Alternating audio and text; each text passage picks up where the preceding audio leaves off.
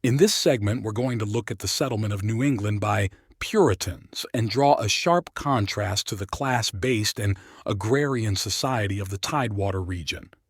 Events in the early 17th century in Europe and America would have far-reaching consequences for the yet-to-be-imagined United States.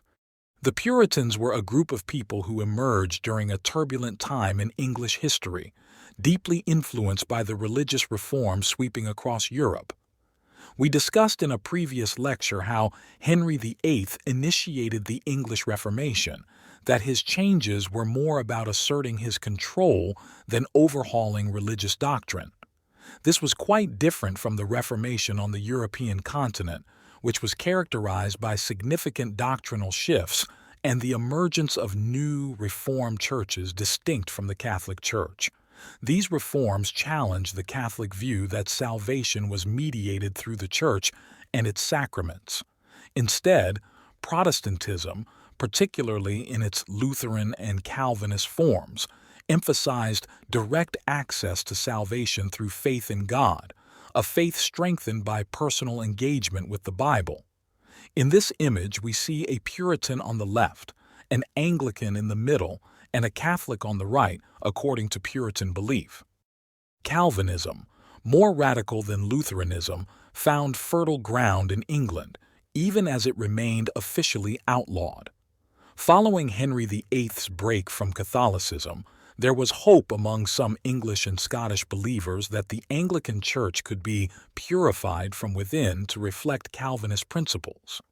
This group, seeking to implement Calvinist reforms within the Anglican Church, came to be known as the Puritans. However, as the reigns of Elizabeth I and James I made clear, the Puritans faced significant obstacles in their efforts to reform the Church from within.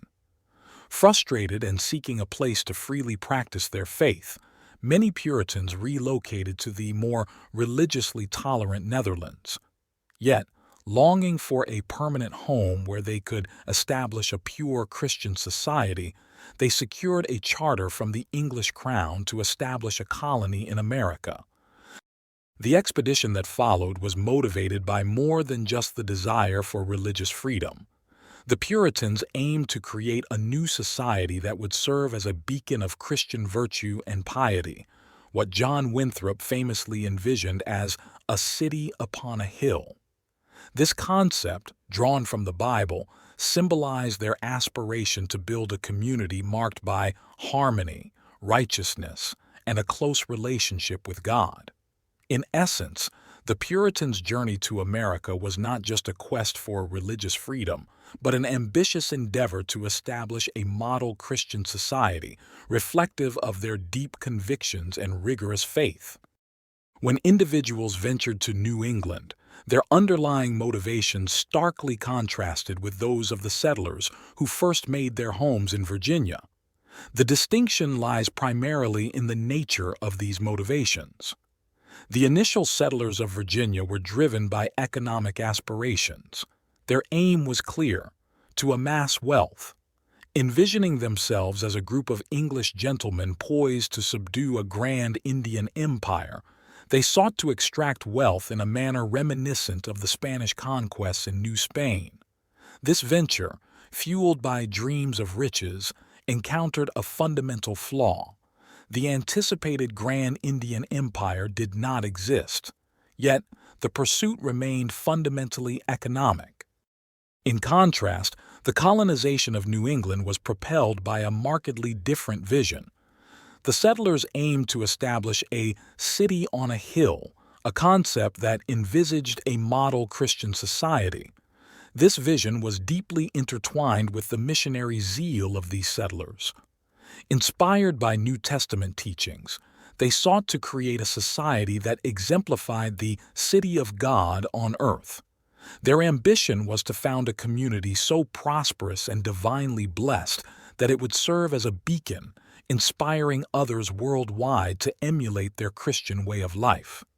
This aspiration was predicated on the belief that such a society, in living in harmony with divine laws, would attract global admiration and voluntary adoption of their Christian ethos.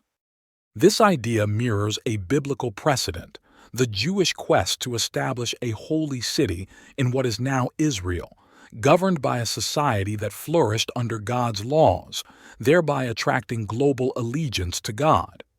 However, historical attempts at realizing this vision were thwarted by corruption within the Church.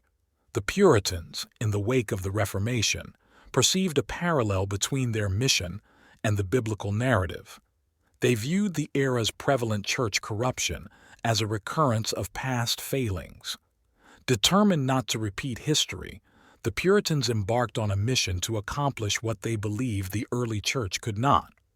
They positioned themselves as the New Israel, tasked with establishing a new, pure Christian society in New England. This ambition was not merely about founding another community. It was a profound statement of faith and a declaration of their intent to renew Christianity itself. The Reformation, thus, played a crucial role in shaping the Puritans' mission. It was a response to what they saw as the degradation of Christian values and practices, a chance to rectify these missteps on new soil. The Reformation instilled in them a sense of divine purpose, reinforcing their belief in the possibility of creating a society that truly reflected Christian ideals. The Puritans' journey to New England was, therefore, much more than a geographical relocation. It was a quest for spiritual and moral renewal, inspired by the transformative spirit of the Reformation. When the Puritans set sail for America, their charter called for them to settle near the Tidewater region. However, they veered off course and instead landed in what would later become known as New England, specifically at a place named Plymouth in 1620. They saw their journey as a pilgrimage. A pilgrimage refers to a journey to a sacred place, undertaken for religious reasons. For instance, Muslims are required to undertake a pilgrimage, known as the Hajj, to Mecca at least once in their lifetime. In a similar vein, the individuals who voyaged to America aboard the Mayflower were termed pilgrims. This is because their journey was also imbued with a religious purpose, aiming to establish a new life where they could practice their faith freely. 10 years following the Pilgrims' arrival in Plymouth, another group of settlers arrived and founded what is now known as Boston. This second wave of settlers came aboard the Arbella, part of the Massachusetts Bay Colony, under the leadership of John Winthrop. It was Winthrop who famously articulated the vision for this new society with the metaphor of a city upon a hill. He said, "For you must consider that we shall be a city upon a hill. The eyes of all people are upon us, so that if we shall deal falsely with our God in this work we have undertaken, and so cause him to withdraw his present help from us, we shall be made a story and a byword through the world." This vision encapsulated the idea that the settlers were not just creating a new home for themselves, but were also undertaking a mission to build a model society.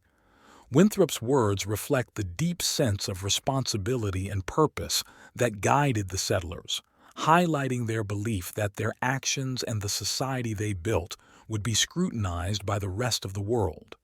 This mission, to create a shining example of a community founded on religious principles and ethical living, was a driving force behind the establishment of settlements in New England. It would later be reformulated with a vision more informed by the principles of the Enlightenment. Please proceed to answer the questions in the assignment on Canvas. If you have any questions, you can post them in the open forum discussion or contact the professor using Canvas email.